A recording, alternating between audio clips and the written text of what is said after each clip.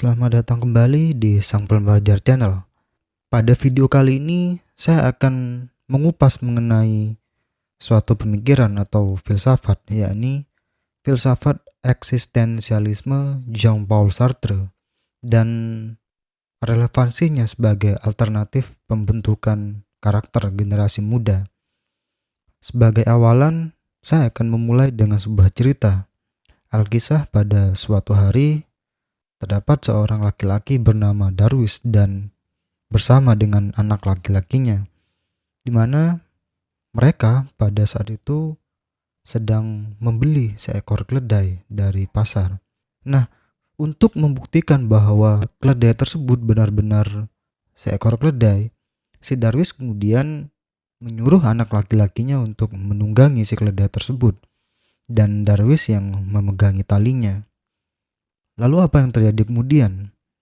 Di sepanjang perjalanan, orang-orang mencemooh si Darwis dan anak laki-lakinya. Orang-orang mencemooh bahwa si anak Darwis ini dicap sebagai anak yang tidak sopan, anak yang kurang ajar, dan lain sebagainya.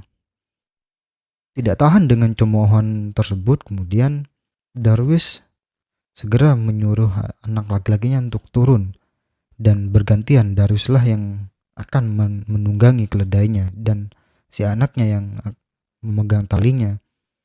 Nah, apa yang terjadi selanjutnya? Orang-orang masih mencemooh si Darwis dan anak laki-lakinya.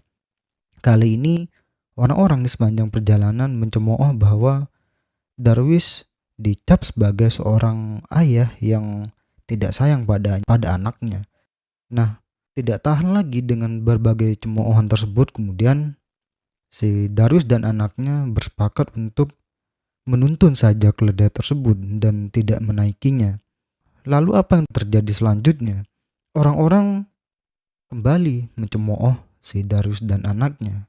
Cemoohan kali ini adalah orang-orang mengata-ngatai si Darwis dan anaknya sebagai orang yang bodoh.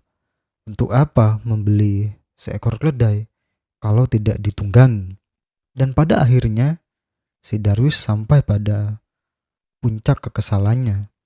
Dan pada akhirnya si Darwis dan anak laki-lakinya kemudian bersepakat untuk membalikkan kondisi tersebut, di mana si keledai itulah yang kemudian akan dinaikkan di atas punggung Darwis dan anak laki-lakinya. Sehingga apa yang terjadi kemudian? Orang-orang di sepanjang perjalanan menahan tawa melihat aksi si Darwis dan anak laki-lakinya tersebut. Nah, kisah tersebut sebagai alegori bahwasanya dalam kehidupan sehari-hari kita tidak terlepas dari apa yang namanya struktur-struktur sosial, yang dimana hal tersebut sebenarnya di sisi lain juga dapat menghambat kemerdekaan seseorang. Sartre mengatakan bahwa orang lain itu adalah neraka bagi diriku, sehingga dengan kehadiran orang lain maka hal tersebut akan menghambat kemerdekaan. Jean-Paul Sartre sendiri lahir di Perancis pada tanggal 21 Juni 1905 dan meninggal pada 15 April 1980. Sartre berasal dari keluarga kelas menengah, di mana ayahnya adalah seorang penganut agama Katolik, sedangkan ibunya penganut Protestan. Ayah Sartre merupakan perwira angkatan laut yang gugur pada saat bertugas di Indochina. Sejak kecil, Sartre terkenal sebagai anak yang memiliki kondisi fisik yang lemah, namun memiliki kepekaan perasaan yang kuat. Oleh karena itu, Sartre kerap menjadi bahan olok-olok atau bullying di sekolahnya. Namun demikian, Sartre dikenal oleh guru-gurunya sebagai anak yang berotak cemerlang. Sartre memiliki kebiasaan menyendiri untuk berkontemplasi, di mana kebiasaan tersebut merupakan suatu kebiasaan yang kerap dialami oleh anak yang kondisi fisiknya lemah dan teralinasi dari lingkungan sosialnya. Pada tahun 1943, Sartre menyelesaikan karya puncaknya yang berjudul dalam bahasa Prancis L'Être et le Néant, Essai de Ontologi Fenomenologi yang terbit di Paris pada tahun 1943. Buku tersebut kemudian menjadi dasar bagi karya-karya Sartre berikutnya. Pada tahun 1964, Sartre menolak pemberian hadiah Nobel dalam bidang kesusastraan, yaitu lewat karyanya yang berjudul Les Mots dalam bahasa Prancis.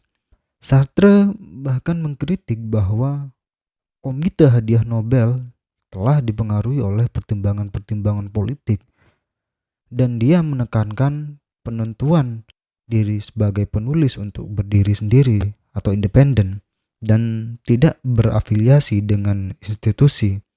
Nah, terkait karya-karya sastra, Sartre memiliki banyak karya semasa hidupnya yang terbagi dalam bidang filsafat, psikologi, dan karya-karya sastra. Nah, filsafat eksistensialisme Sartre ini memiliki sifat dan corak tersendiri ya, di mana yang pertama adalah subjektivitas. Individu merupakan suatu keunikan, bukan objek dan bukan umum. Dan eksistensi merupakan permasalahan sentral dalam mengungkap makna ada. Kemudian yang kedua adalah conscious being in the world. Karena individu itu unik, ia adalah yang berada secara sadar dalam dunia. Maka manusia pun memiliki kesadaran akan diri dalam dunianya. Dalam sadar diri itu, manusia mengambil jarak antara diri sebagai yang disadari dengan kesadarannya dan melihat dunia terpisah dari aku. Dalam hal ini, manusia yang bereksistensi itu tidak mengikat diri pada struktur-struktur sosial yang ada, bahkan nilai-nilai keagamaan. Jadi, individu mutlak memiliki kebebasan yang otonom dalam menjalani kehidupannya. Kemudian yang ketiga adalah kontingensi, bahwa keberadaan manusia itu bukan observasi, akan tetapi kontingensi atau kekinian, yakni pengalaman efektif dalam hubungannya dengan dunia. Kemudian yang kelima adalah irasional, anti-materialisme dan idealisme. Berbeda dengan Heidegger dan para tokoh fenomenologi lainnya yang menganggap bahwa fenomenologi mampu mengungkap makna tentang ada. Dalam pemikiran Sartre, rasio a priori harus dilepas dan menjadikan ontologi sebagai titik tolaknya. Sartre sebagai tokoh eksistensialisme mengikuti arah gurunya, yakni menggunakan fenomenologi Edmund Husserl dalam membahas problem tentang ada. Kendati Sartre tidak menyetujui semua pandangan gurunya, dari situlah terlihat tendensi, corak, dan sifatnya yang irasional. Kemudian yang kelima adalah humanisme, yang merupakan suatu doktrin atau cara hidup yang dipusatkan pada kepentingan atau nilai bahwa yang terpenting dalam alam semesta ini adalah faktor manusia. Dari pengertian tersebut bahwa manusia ditempatkan pada kedudukan yang tinggi, yaitu pada kepentingan atau nilai-nilai manusia. Kemudian corak yang keenam adalah religius dan non-religius. Dalam perkembangannya, eksistensialisme terpecah menjadi dua aliran, meskipun dari sumber yang sama, yakni dari seorang filsuf bernama Kierkegaard sebagai bapak eksistensialisme. Bagi aliran yang religius, mereka tetap mempercayai Tuhan sebagai sumber dari segala sumber yang ada, dan yang ada atau yang transenden itulah sebagai dasarnya. Sedangkan yang aliran non-religius atau ateis, di mana tokohnya adalah Sartre, ia berpegang pada eksistensi manusia, bahwa dalam menghadapi dirinya sendiri sebagai suatu problem, merencanakan dirinya sebagai kebebasan yang dimutlakkan, menciptakan diri sendiri dan nilai-nilainya, kemudian berfungsi sebagai Tuhan. Hal tersebut merupakan bentuk ateisme yang radikal. Nah, filsafat eksistensialisme itu sendiri merupakan kontradiksi dari yang namanya esensi. Dalam pandangan eksistensialisme, manusia itu diibaratkan seperti sebuah kertas putih, yang artinya kelahiran manusia itu benar-benar belum memiliki hakikat bawaan, seperti hakikat menjadi baik atau jahat. Namun, dalam diri manusia terdapat berbagai perangkat seperti akal, ruh, dan kolbu. Menurut Sartre, perangkat-perangkat tersebut merupakan totalitas dari manusia. Jadi, dengan perangkat yang dimiliki dalam diri manusia, kemudian manusia menjalani kehidupannya secara otonom. Jadi, kemudian kebebasan merupakan tema sentral dalam filsafat eksistensialisme Sartre. Dalam karyanya yang berjudul Being and Nothingness terdapat 3 pokok kebebasan, yakni yang pertama, mendewakan kebebasan. Bagi Sartre, kebebasan adalah sumber satu-satunya nilai. Dalam mendewa-dewakan kebebasan, dia merumuskan kalimatnya yang terkenal, yakni man is free or rather, man is freedom. Kemudian yang kedua adalah memperhatikan kebebasan. Dalam hal ini terdapat sedikit bergeseran dalam sikapnya. Dia memperlihatkan kehidupan sehari-hari yang lebih praktis, yang dihadapi manusia sebagai kebebasan. Dan ternyata hal-hal yang mengurangi kebebasan seseorang. Dalam hal ini disebut dengan faktisitas.